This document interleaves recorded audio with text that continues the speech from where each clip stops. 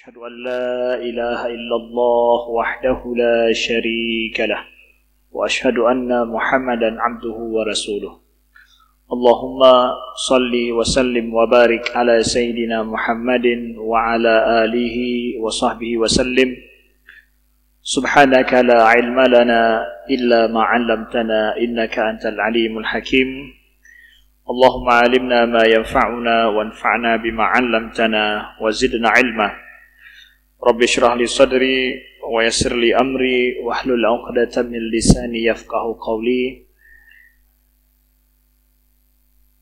أما بعد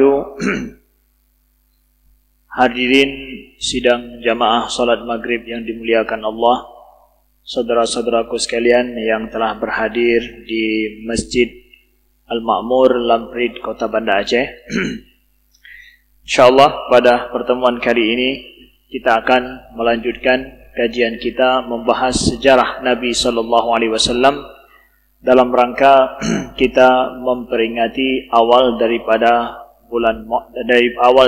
tahun Hijriah, yaitu bulan Muharram ini.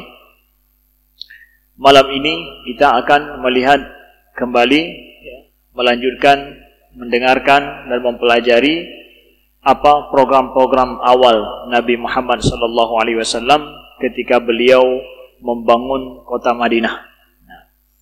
Program-program awal Nabi ini kita bisa melihat bagaimana Rasulullah SAW membangun negara baru dalam sejarah dari nol, dari awal, ya. Dan di sini kita tahu bahwa inilah ciri daripada masyarakat Islam yang madani, masyarakat yang modelnya masyarakat baru yang ada dalam sejarah. Makanya penting kita mengetahui awal-awal program Nabi SAW di Madinah, yang nanti kita juga saat ini perlu melihat kepada program-program awal Nabi ini apakah berjalan baik dalam kehidupan kita atau tidak. Kalau seandainya dia berjalan baik dalam kehidupan kita, ini menunjukkan bahwa masyarakat Islami saat ini itu terjaga. Yang kalau seandainya kita lihat bercermin pada program-program Nabi itu, berarti masyarakat Islami kalau saat ini kalau tidak menyamai seperti program Nabi dulu, berarti itu tidak bisa dipertahankan. Jadi program awal Nabi SAW itu adalah program pembentukan masyarakat Islami yang baru dalam sejarah. Makanya perlu kita belajar apa yang diprogramkan oleh Nabi SAW. Nah, dari pertemuan yang lalu kita menjelaskan bagaimana Rasulullah SAW ketika awal beliau di Madinah itu adalah Nabi membangun, membangkitkan ruh ma'nawiyah daripada para sahabat. Jadi kondisi para sahabat yang sulit pada saat itu, menghadapi kondisi Madinah yang berbeda, kemudian orang Ansar juga yang baru yang harus menanggung beban daripada kaum Muhajirin, kondisi serba sulit. Mereka juga dulunya baru saja selesai perang saudara, jadi kondisi sangat sulit. Nabi membangun kembali ruhani para sahabat, semangat hidup kembali, semangat untuk berbuat lebih. Itu yang pertama dilakukan oleh Nabi SAW. Lalu setelah itu adalah Nabi, step yang selanjutnya adalah Nabi mempersaudarakan para sahabat di Madinah.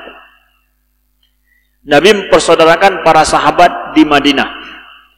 Bukan cuma persaudaraan dari sisi kerjasama antara petani dengan pedagang, sebagaimana kita jelaskan, kaum Muhajirin itu adalah para pedagang, orang Ansor petani, digabung oleh Nabi, dijalin oleh Nabi, mereka kerjasama sehingga membangkitkan semangat hidup para sahabat kembali dengan usaha baru, kerjasama baru. Setelah ini Nabi persaudarakan mereka. Nabi persaudarakan setelah Nabi beri semangat, kemudian ada pekerjaan sama-sama yang mereka lakukan, lalu Nabi persaudarakan mereka. Nabi persaudarakan antara kaum Muhajirin dan Ansar Atas dasar apa? Atas dasar mereka saling melengkapi satu sama lain. Nah, saling melengkapi satu sama lain. Mereka saling membutuhkan satu sama lain, atau mereka punya bakat yang sama. Saling melengkapi, atau sama membutuhkan, atau mereka punya bakat, keahlian, ada bidang yang sama yang mereka bisa kerjasama. Nah, ini perlu. Persaudaraan kosong begitu saja nggak bisa. Mestilah persaudaraan itu antara dua orang yang baru itu berjumpa, dipersaudarakan, ya, itu adalah mesti ada sesuatu yang bisa menyempurnakan satu sama lain, atau ada kesamaan di antara mereka. Ini diperhatikan oleh Nabi Sallallahu Alaihi Wasallam. Nah, kita lihat, misalkan Nabi mempersaudarakan Ibnu Mas'ud dengan Muaz bin Jabal, ya, Muaz bin Jabal dengan Ibnu Mas'ud dipersaudarakan oleh Nabi Sallallahu Alaihi Wasallam. Mereka ini sama-sama punya keahlian bidang faqih mereka, cerdas secara keilmuan. Kedua-duanya ini ada sisi sama yang Nabi lihat, Nabi persaudarakan mereka, sehingga persaudaraan yang itu betul-betul produktif, membangun, membangkitkan. Bukan hanya gara-gara kita sama-sama Islam. Nggak bisa hanya sekedar gara-gara sama-sama Islam, itu nggak bisa berkontribusi apa-apa.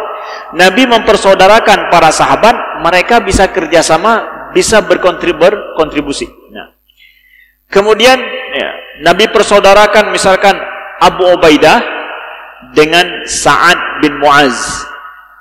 Abu Ubaidah ini adalah jiwa panglima. Abu Ubaidah punya jiwa panglima, jiwa memimpin daripada kaum Muhajirin. Nabi persaudarakan dengan siapa? Sa'ad bin Muaz. Sa'ad bin Muaz adalah pemuka daripada kaum Ansar. Nabi lihat ini bisa saling menyempurnakan. Ada jiwa kepemimpinan di antara mereka berdua. Nabi persaudarakan mereka. Nah, ada dasarnya yang Nabi lihat, Nabi persaudarakan. Kemudian Abu Bakar, ya, dipersaudarakan oleh Nabi dengan Kharijah Al-Ansari, dengan Kharijah. Kenapa dengan Kharijah? Ada apa Abu Bakar dengan ada apa dengan Kharijah? Kharijah ini beliau memiliki pertalian nasab yang mulia dan pertalian nasab yang terpandang di Madinah. Abu Bakar dari Bani Tamim juga memiliki nasab mulia di kalangan orang Quraisy. Nasabnya itu, garis keturunan mereka ini sama-sama hebat di Madinah, ya, dihormati di Madinah, di Mekah. Pertalian nasab daripada Abu Bakar juga itu dihormati di Madinah. Mereka punya kesamaan dari sisi ini. Nabi persaudarakan mereka. Nabi lihat ini kepada titik persamaan bisa saling menyempurnakan. Nah, kemudian Bilal dipersaudarakan dengan Usaid bin Khudair, ya. Kemudian kita tahu Abdurrahman bin Auf dipersaudarakan oleh Nabi dengan Sa'ad bin Rabi'. Mereka ini sama-sama memiliki yang satu punya modal, yang satu pintar dalam berdagang. Sama-sama saudagar sebenarnya. Abdurrahman bin Auf saudagar kaya di Mekah, cuma miskin gara-gara beliau berhijrah, ya. Sa'ad bin Rabi' saudagar juga di Madinah. Jadi dipersaudarakan oleh Nabi karena mereka punya kesamaan seperti itu. Nah, persaudaraan seperti ini akhirnya membentuk klaster-klaster terbaik di masyarakat, hingga masyarakat pun tumbuh produktif. Masing-masing sesuai keahliannya dipersaudarakan oleh Nabi Sallallahu Alaihi Wasallam. Dalam bahasa kita hari ini, mungkin persaudaraan personal seperti itu nggak begitu berpengaruh. Tapi yang berpengaruh saat ini apa? Komunitas-komunitas di masyarakat. Komunitas peduli terhadap apa? Komunitas peduli terhadap apa? Ada komunitas profesi, komunitas yang sifatnya adalah relawan. itu penting dalam masyarakat.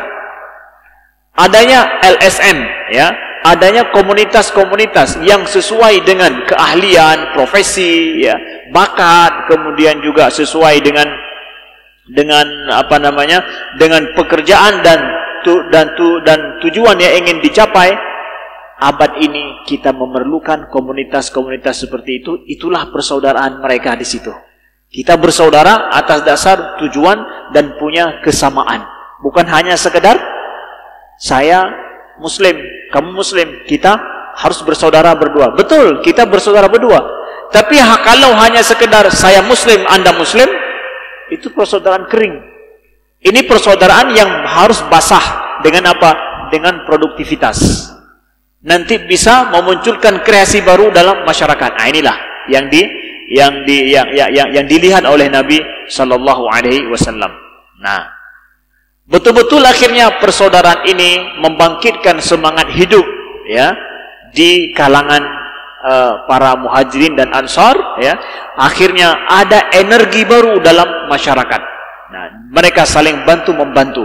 Nah, ini kita lihat persaudaraan, ya, ukhuwah yang dibuat oleh Nabi Sallallahu Alaihi Wasallam dijalin antara kaum muhajirin dan ansar.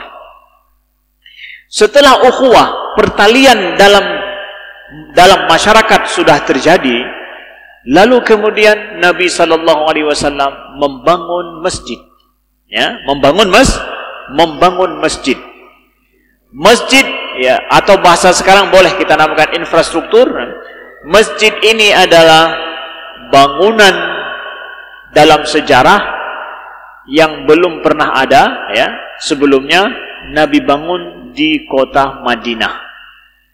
Kalau di Mekah ya ada, yaitu apa namanya, Ka'bah. Tapi Ka'bah pada saat itu, ya, penuh dengan berhala. Nabi membangun rumah ibadah, ya, sentral tempat ibadah di Madinah, membangun Masjid Nabawi. Ini adalah bukan cuma bangunan, tetapi di belakang itu adalah ada sistem tatanan kehidupan yang baru yang dibangun oleh Nabi Sallallahu Alaihi Wasallam. Masjid itu bukan bangunan. Masjid itu adalah tatanan kehidupan baru, sebuah new normal. Nah, gaya hidup baru yang normal, ya. Yang dulu mereka tidak pernah kenal ada bangunan seperti itu. Fungsinya apa?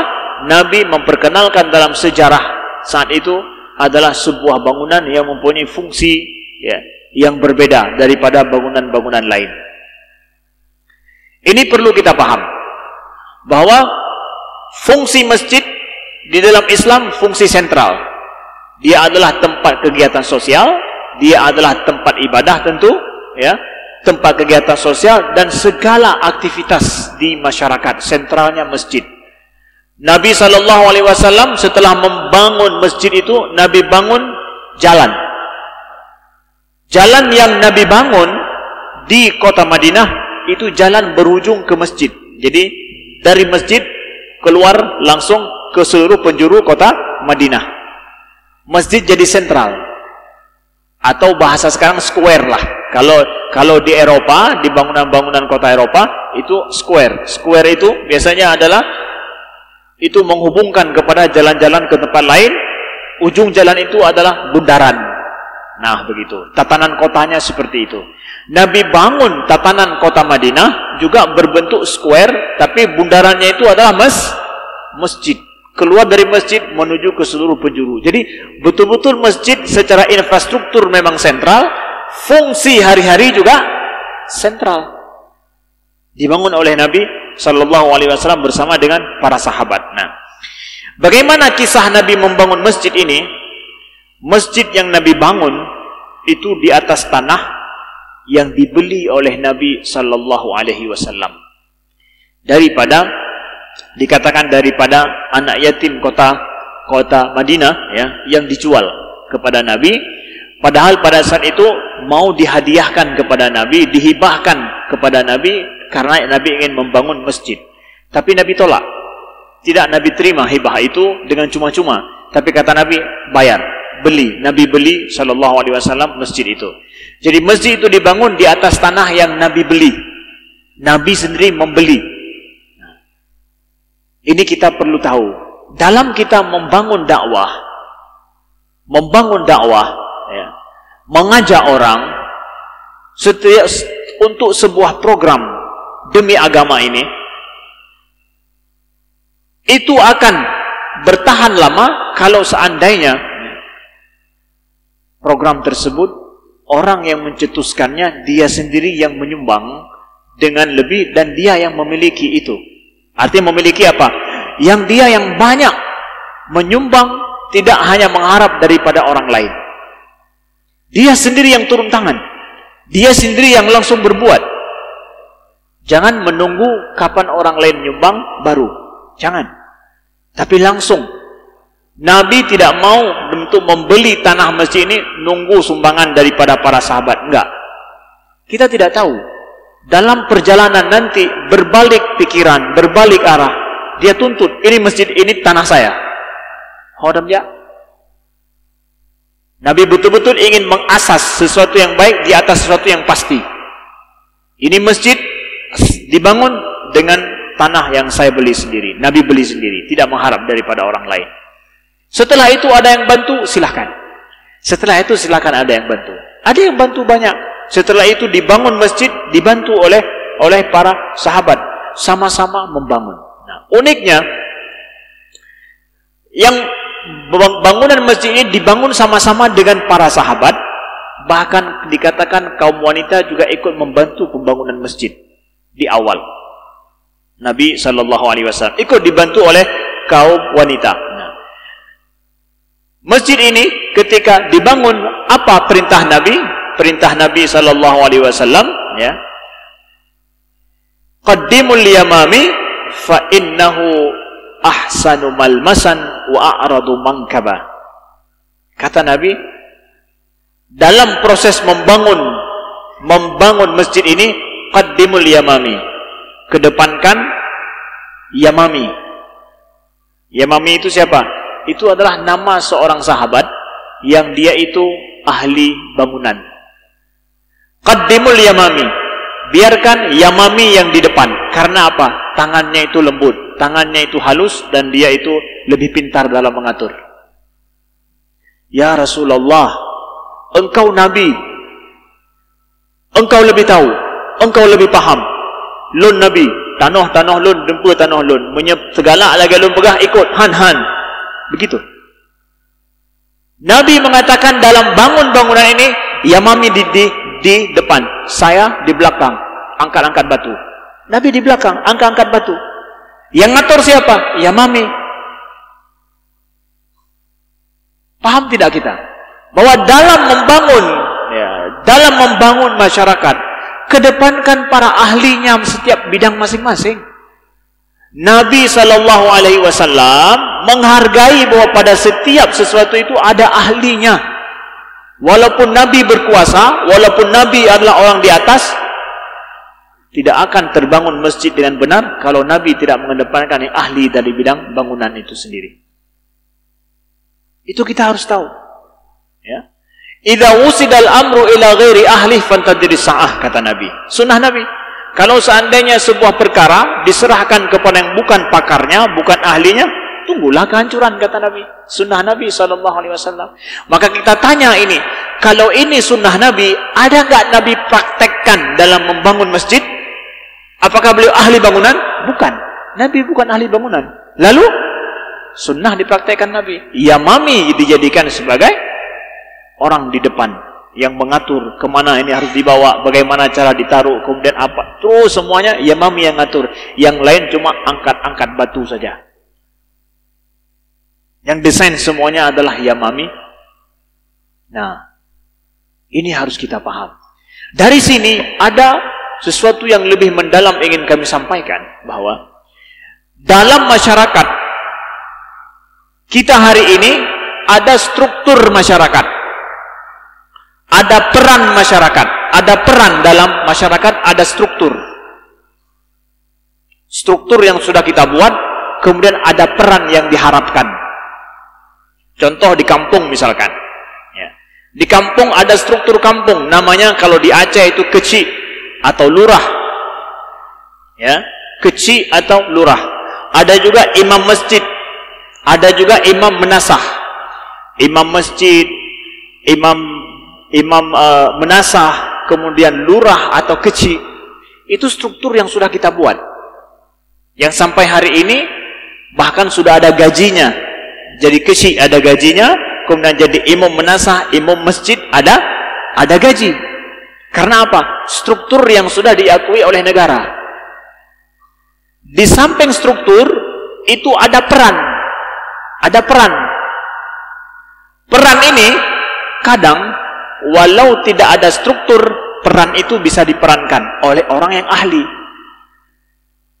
Kalau seseorang dia itu pintar agama, kemudian pintar baca Quran, kemudian orangnya disegani di masyarakat karena pintar agama, orangnya baik, ya, kemudian bacaan Qurannya bagus, ibadahnya bagus, ini peran di masyarakat.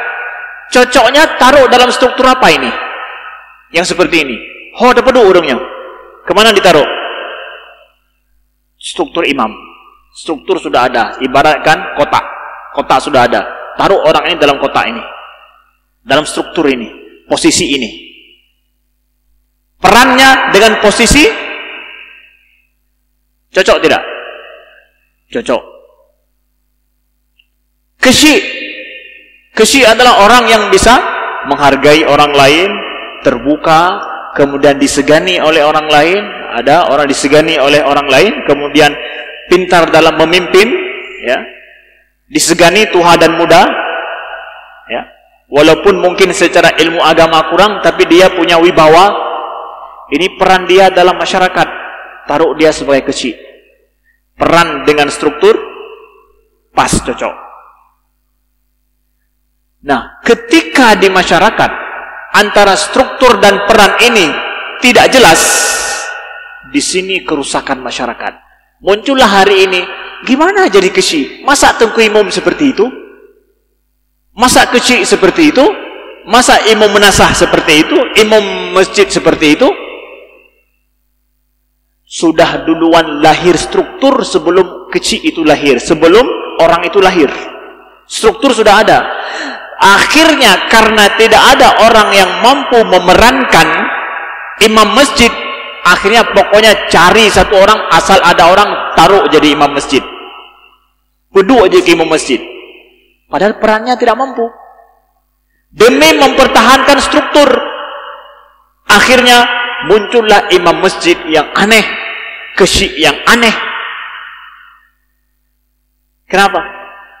Karena kita menaruh orang lain yang tidak punya peran di situ, di struktur itu. Akhirnya rusak masyarakat. Ya. Yang jadi, ya, pengurus masjid, orang yang peduli terhadap masjid. Orang yang peduli pada agama. Bukan seorang hanya hanya sekedar seorang terkenal. Enggak bisa. Dia ada peran tersendiri. Dengan perannya taruh di strukturnya yang bagus. Begitu juga seorang bupati, seorang wali kota, begitu juga seorang gubernur dan yang lain. Perannya apa? Taruh di struktur itu. Nah, ketika masyarakat tidak meletakkan orang sesuai dengan perannya pada struktur yang pas, disitulah kerusakan masyarakat. Nabi SAW menjaga betul ini. Keahliannya yang bisa dia perankan apa? Ini, taruh dia di bidang ini. Itu sunnah Nabi SAW. Yang Nabi katakan, kalau seandainya seseorang diserahkan, disuruh perankan sesuatu yang dia tidak punya keahlian di bidang itu, tunggulah kehancuran, kata Nabi. Itu sunnah Nabi SAW. Maka siapa yang ingin menjalankan sunnah Nabi, ini bagian daripada sunnah Nabi SAW. Taruh orang baik gara-gara hana mangat. Tidak ada istilah begitu. Kalau urusan masyarakat, betul-betul masalah peran dan struktur dan posisinya itu harus sesuai, harus sama. Itu bagian daripada keahlian. Kalau tidak, masyarakat akan hancur. Kapan saja. Nah, dari awal Nabi SAW sudah mengajarkan kepada kita ini. Orang yang ahli di bidangnya, taruh dia di bidangnya. Nah, setelah kemudian Rasulullah membangun masjid bersama dengan para sahabat, malamnya gelap. Ya, karena nggak ada lampu. Nggak ada lampu. Nah, besok malamnya ketika Nabi sholat fajar bersama dengan para sahabat, tiba-tiba Masjid Nabawi bersinar terang. Nabi panggil, siapa yang telah menerangi masjid ini? Nabi nggak ada suruh. Nabi nggak suruh. Begitu besoknya Nabi masuk ke masjid untuk salat fajar, masjid sudah terang benderang. Siapa yang menerangi masjid? Dibuat oleh Tamim Ad-Dari. Kalau pernah dengar, sahabat Nabi bernama Tamim Ad-Dari. Ya Rasulullah, ya, Tamim Ad-Dari lah yang telah membuat lampu di masjid sehingga terang. Jadi dinding masjid itu dibolongi setengah oleh Tamim, kemudian diletakkan lentera di dalamnya sehingga tidak diitukan angin. Ya, jadi kalau ada bolong, taruh lentera dalamnya, kemudian kalaupun ada angin tidak akan mati apinya. Ya. Kemudian dari situ akan memancarkan ke arah lain, dipantulkan cahaya ke arah lain. Teranglah masjid Nabi. Nabi pun berdoa kepada Tamim, ya Tamim, laqad anarta masjidana, anarallah hayatak. Wahai Tamim, engkau telah menerangi masjid kami, semoga Allah menerangi hidupmu. Doa Nabi sallallahu alaihi wasallam. Inilah namanya inisiatif baik. Kalau seandainya semua orang dihargai untuk berbuat, diberikan peran yang baik, maka orang akan ada inisiatif baik. Kalau semua orang merasa dihargai, maka orang akan berinisiatif baik dalam hidup. Energi di masyarakat akan muncul. Kenapa? Karena ada penghargaan, orang diberikan peran sesuai dengan kapasitasnya, ya. Sehingga akhirnya ya, orang berinisiatif baik untuk berbuat berlomba-lomba. Tamim tidak disuruh oleh Nabi SAW dan nggak minta izin sama Nabi. Ya Rasulullah, boleh nggak saya? Enggak. Ya. Nggak minta izin sama Nabi. Kenapa? Tahu bahwa ini adalah sebuah kebaikan dan ini adalah dibutuhkan. Ya. Langsung beliau berinisiatif untuk melakukannya. Begitulah kita bisa membaca bagaimana jiwa dan rohani para sahabat saat itu di depan Nabi Sallallahu Alaihi Wasallam. Kan takut kita kalau di awal-awal belum kenal begitu Nabi. Mungkin beliau orangnya cepat marah, mungkin beliau orangnya gimana gitu. Akhirnya kalau seorang pemimpin kurang menghargai orang yang di depannya, semua kreativitas orang di bawah akan tahan dulu. Mungkin gak dihargai, mungkin marah, mungkin ini, mungkin itu. Kan kita dapatkan begitu ya. Sosok orang di depan itu, dia yang membuat punah energi baik yang ada dalam masyarakat. Tapi kalau sosoknya baik, di depan menghargai dan terbuka, semua orang akan menampakkan diri. Semua orang kreativitas akan muncul. Begitu memang. Itulah dia ya. Sosok di depan itu sangat mempengaruhi. Ternyata betul. Tamim Ad-Dari ya, dilaporkan beliau yang melakukan itu, didoakan oleh Nabi. Senangnya Nabi, beliau panggil, Nabi tersenyum, Nabi tepuk dia dan Nabi doakan secara khusus kepada Tamim Ad-Dari. Begitu jiwa pemimpin. Begitu Nabi membangun masjid. Nah, dari sini kita lihat peran Masjid Nabawi dalam hal ini ya, masjid dalam masyarakat itu adalah sentral daripada segala kegiatan, baik spiritual ataupun permasalahan-permasalahan lain, baik ibadah atau masalah masyarakat. Nah, inilah masjid. Kita juga alhamdulillah punya masjid. Kita punya masjid. Banyak masjid kita. Banda Aceh bukan satu masjid, banyak masjid. Masjid itu kita butuhkan. Ya, kita butuhkan. Demi apa? Demi kita sholat. Selama di Banda Aceh atau di kampung kita ada orang yang mendirikan sholat, maka masjid itu akan ada. Ketika tidak ada orang yang mendirikan sholat, maka masjid itu bukanlah bangunan, akan hilang. Maka saya katakan tadi, masjid itu adalah bukan bangunan, tapi masjid itu adalah tatanan kehidupan yang berhasil dibentuk. Sehingga kita perlu kepada masjid. Kenapa? Karena dalam keseharian kita wajib menunaikan sholat berjamaah, kemudian kita wajib menjaga persatuan berjamaah kita, ya. Kita agungkan Allah Subhanahu wa taala. Di Eropa gereja banyak. Hari ini orang sudah tidak mau lagi membangun tatanan kehidupan atas nama agama Kristen. Akhirnya gereja banyak tapi kosong. Yang terjadi apa? Dijual. Hilang gereja. Maka dia ini adalah bukan bangunan. Bukan bangunan, saudaraku sekalian. Dia adalah tatanan kehidupan kita.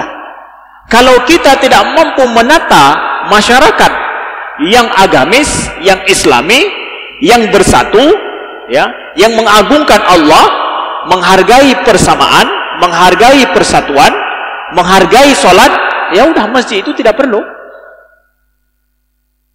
Tapi di mana ada ini, kapanpun masjid akan berdiri. Kapanpun masjid akan berdiri. Makanya ini adalah kritikan untuk kita yang hari ini membangun masjid yang kita pikir adalah apa? Yang kita pikir adalah yang bagus, yang elok, yang indah, yang megah, yang ini itu.